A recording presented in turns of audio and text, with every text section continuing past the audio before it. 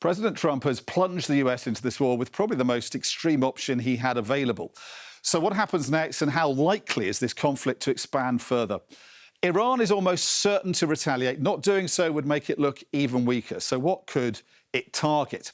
The US has military bases throughout the Middle East: Qatar, Kuwait, Iraq and Saudi Arabia. Killing Americans might be a priority for Iran to try and drive a wedge between Trump and his MAGA supporters back home, who say America is getting drawn into yet another Middle Eastern war, risking US lives.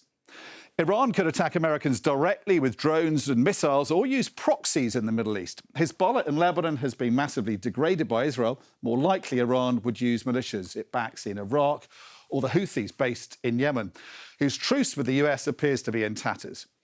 All that would invite massive retaliation, of course, from America, so Iran might prefer asymmetrical options. In that case, Britain could also be a target. Could all this lead to terror attacks in the UK? In the region, there are two stretches of water to worry about, both strategically vital. The Houthis could threaten shipping in the Red Sea, while Iran could directly target vessels in the Persian Gulf, as they've done before, harassing ships with smaller boats, firing rockets at them and seizing them. Now, if the Gulf goes up in flames, expect a big hit to the global economy and the price of oil too. The Iranians have threatened to shut off the Strait of Hormuz, this choke point through which a third of the world's seaborne oil passes. All this would send shockwaves through the world's financial markets.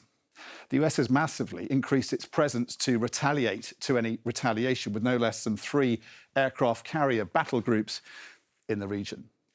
As things stand, this is almost certain to escalate, but could it also widen and suck other nations into the conflict? Russia and Iran have a strategic partnership agreement, but it doesn't require Moscow to come to Iran's support. Iran is also China's closest ally in the Middle East, but Beijing is also likely to sit this one out, it's thought, and watch from the sidelines.